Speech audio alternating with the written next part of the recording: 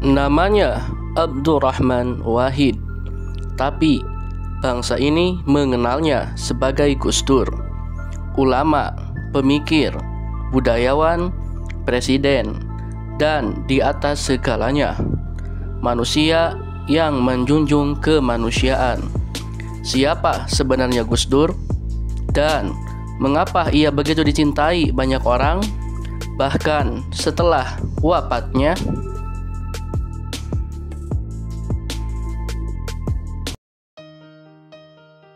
Lahir pada 7 September 1940 di Jombang, Jawa Timur. Gus Dur berasal dari keluarga ulama besar. Kakeknya, Kiai Haji Hashim Asy'ari, adalah pendiri Nahdlatul Ulama. Ayahnya, Wahid Hashim, adalah Menteri Agama pertama Republik Indonesia, yang sejak kecil Gus Dur sudah akrab dengan buku, perdebatan, dan nilai-nilai Islam yang terbuka.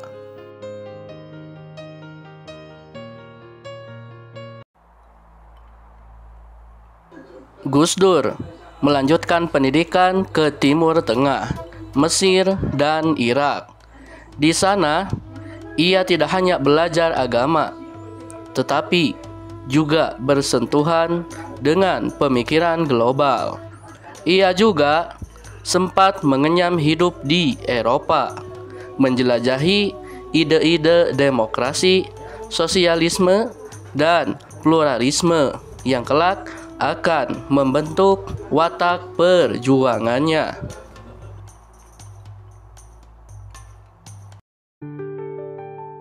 Sekembalinya ke Indonesia, Gus Dur menulis ratusan artikel yang menyuarakan toleransi, hak asasi manusia, dan kebebasan berpikir. Ia sering berbeda pendapat dengan arus utama, bahkan dengan kalangan Islam sendiri. Tapi Gus Dur tetap lantang menyampaikan pandangannya tanpa rasa takut.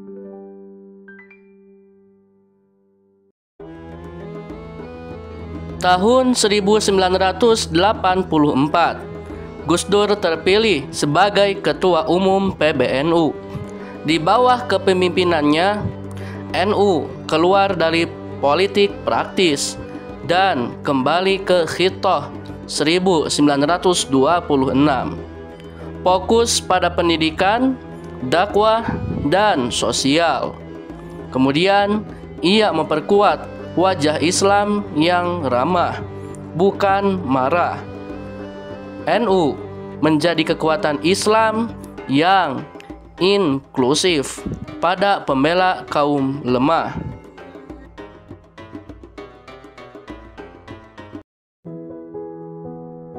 Di era reformasi, Gus Dur ikut mendirikan PKB, Partai Kebangkitan Bangsa. Ia lalu terpilih sebagai Presiden Republik Indonesia keempat pada tahun 1999, menggantikan B.J. Habibie. Di masa pemerintahannya, Gus Dur mencabut diskriminasi terhadap Tionghoa, membubarkan Departemen Penerangan, dan menjunjung pluralisme. Namun, masa jabatannya hanya berlangsung 21 bulan, digulingkan lewat impeachment.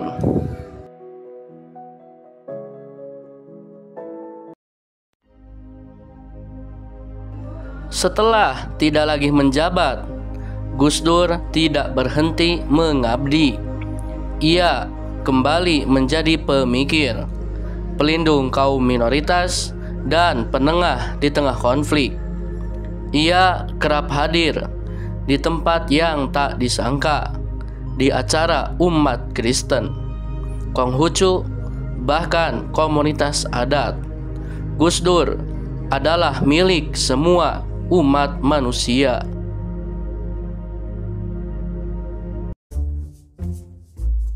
Gus Dur dikenal sebagai tokoh yang penuh humor. Di tengah politik yang panas, ia hadir dengan tawa. Tapi humornya bukan sekedar lelucon. Seringkali penuh sindiran tajam dan refleksi mendalam. Gitu aja kok repot, katanya. Kalimat sederhana yang menjadi simbol gaya khas Gus Dur.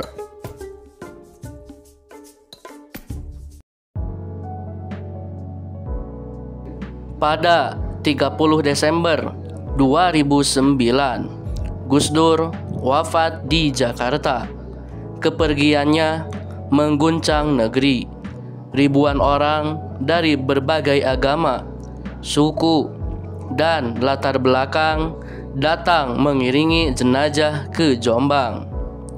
Ia tak hanya dikenang sebagai presiden, akan tetapi dia juga dikenang sebagai guru bangsa, bapak toleransi, dan pelindung kaum yang tertindas.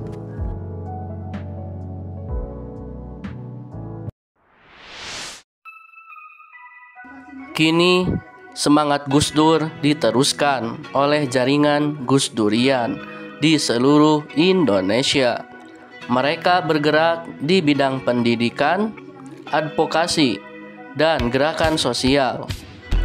Gus Dur telah tiada, tapi nilai-nilainya hidup pada siapa saja yang percaya bahwa keberagaman bukan ancaman, tapi merupakan sebuah anugerah.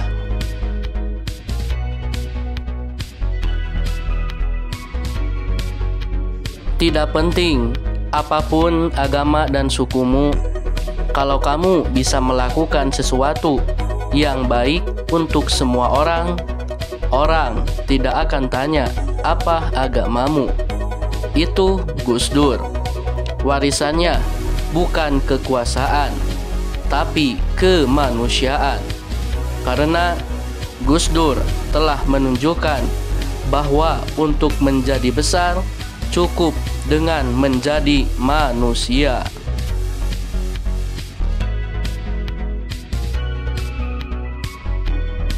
Channel ini bukan sekedar bicara sejarah. Ini soal mengenang, belajar, dan meneruskan nilai-nilai orang besar seperti Gus Dur.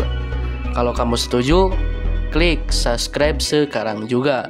Karena bangsa yang hebat adalah bangsa yang tak lupa pada para gurunya.